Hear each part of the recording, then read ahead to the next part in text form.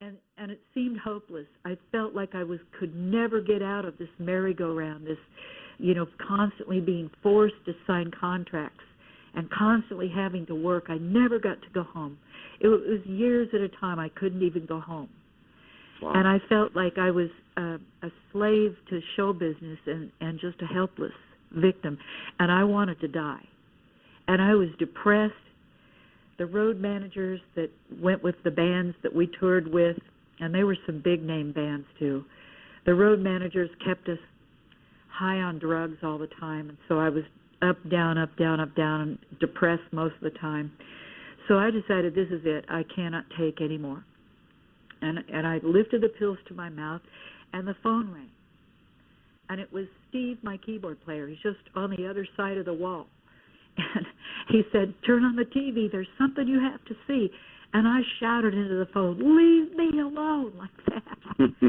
And he said, no, turn on the TV. So he was shouting too. So I put the phone down. I went to the TV and flipped it on. And there was Pat Robertson on of the 700 Club. And he was pointing right at the screen. And he said, "Put down those pills." Just like wow. that. And I just, I know I was stunned. I looked up as if I could see God up, and I thought, "God, you got my phone number. How'd you get my phone number?" And so I'm asking God. And I thought, no, he found me at my darkest hour. He found me at the end of myself. He was there. And I went and flushed all those pills and got out of my contracts, and I went home, and I prayed, and I got saved. And I've been serving the Lord ever since. You see, there's only one God. I used to serve another God. His name, the God of music, the God of fame, the God of show business, the God of whatever, drugs, and all of these things.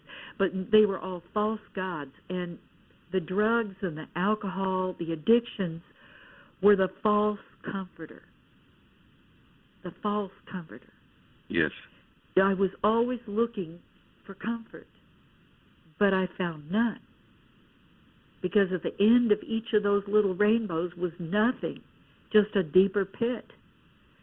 And so when I found the Lord, he delivered me of alcoholism, drug addiction.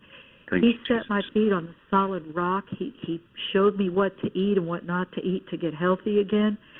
And I began to love and serve the Lord. And that's all I've ever done ever since, because he found me, and his mercy found me, and I found him. Jesus, glory to God. See, I found the one whom my soul loveth, and I will not let him go.